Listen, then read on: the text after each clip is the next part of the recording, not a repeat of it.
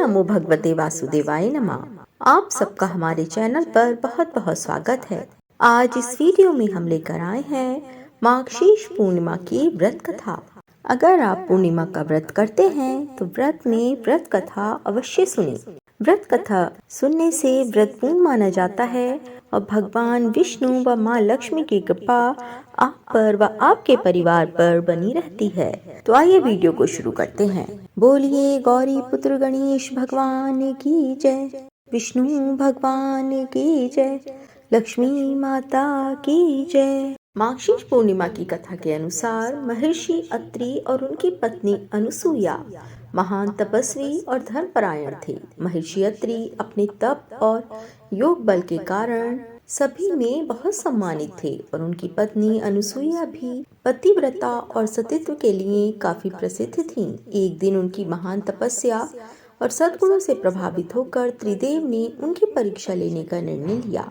त्रिदेव भिक्षुकों के रूप में माता अनुसुईया के आश्रम में पहुंचे और उन्होंने उनसे भोजन की याचना की, लेकिन उन्होंने ये शर्त रखी कि माता अनुसुईया को उन्हें निर्वस्त्र होकर भोजन कराना होगा। अनुसुईया ने अपने सतीत्व और तपोबल से उन तीनों को छोटे बच्चों में बदल दिया और फिर उन्हें निर्वस्त्र होकर भोजन कराया। जब महर्षि अत्रि वापस लौटे तो उन्होंने देखा कि 3 छोटे छोटे बच्चे अनुसुईया के पास खेल रहे हैं।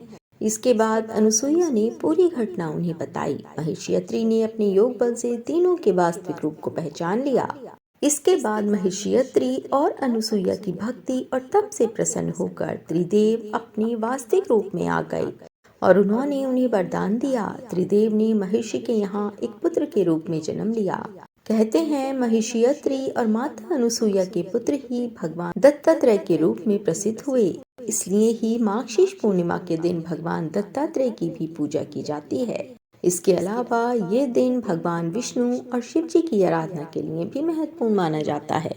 बोलिए शिव जी भगवान की जय, विष्णु भगवान की जय। भक्तों, अब आइए मार्गशीर्ष पूर्णिमा की एक और कथा का श्रवण करते हैं। बोलिए विष्णु भगवान की जय, लक्ष्मी माता की जय। पौराणिक कथा के अनुसार एक बार नारद जी भगवान विष्णु के पास बहुत ही दुखी होकर पहुँचे और कहा कि उनसे दुखी मनुष्यों के कष्टों को देखा नहीं जा रहा है। उन्होंने भगवान से कहा कि आप कोई ऐसा आसान उपाय बताएं जिससे कि लोगों का कल्याण हो। ये सुनकर भगवान श्री हरि ने कहा कि जो भी व्यक्ति सांसारिक सुख और मृत्यु के बाद मोक्ष प्राप्त करना चाहता है उसे श्री सत्यनारायण भगवान की पूजा व व्रत करना चाहिए।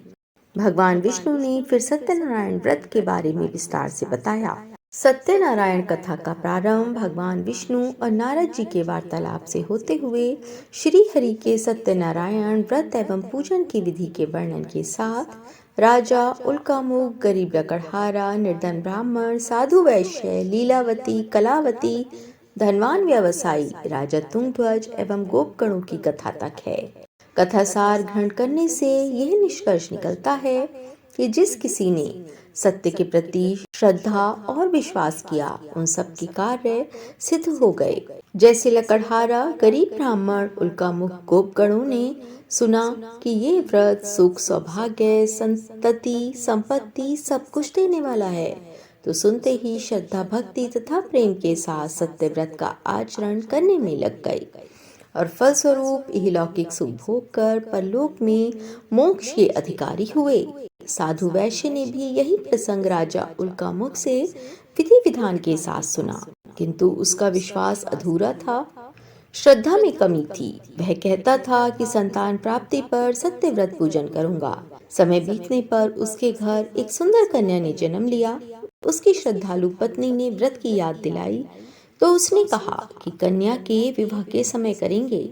समय आने पर कन्या का विवाह भी हो गया, किंतु उस वैश्य ने व्रत नहीं किया।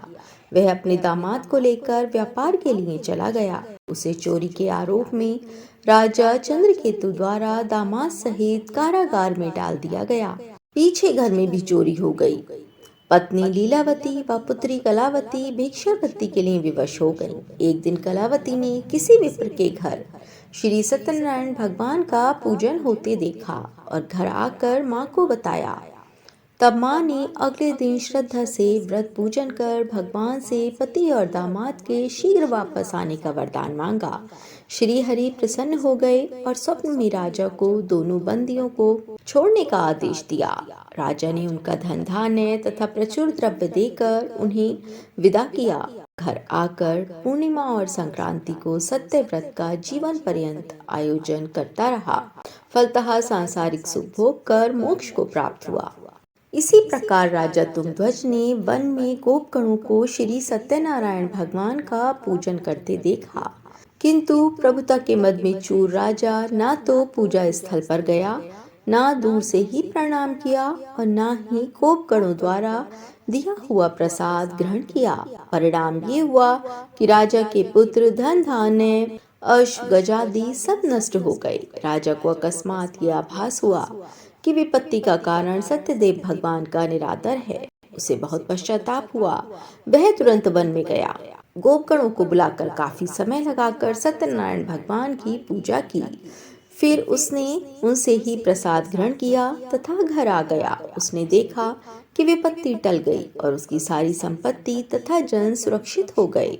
राजा प्रसन्नता से भर गया और सत्यव्रत के आचरण में निरत हो गया तथा अपना सर्वस्व भगवान को अर्पित कर दिया। श्री सत्यनारायण भगवान से हमें शिक्षा मिलती है कि सत्य रूप ब्रह्मा जीवात्मा रूप में हमारे अंदर विद्यमान है। हम सब सत्य के ही स्वरूप हैं, पर माया के वश में आकर नष्ट होने वाली वस्तुओं को संग्रह करने की सोचकर संसार में मग्न हो रहे हैं। इस अज्ञान को दूर करके सत्य को स्वीकार करना और प्रभु की भक्ति करना ही मानव का धर्म है। बोलिए विष्णु भगवान की जय, सत्यनारायण भगवान की जय, शंकर भगवान की जय। दोस्तों, अगर आपको हमारी वीडियो अच्छी लगी हो तो आप हमारे चैनल को सब्सक्राइब करें, वीडियो को लाइक करें, शेयर करें। राधे राधे।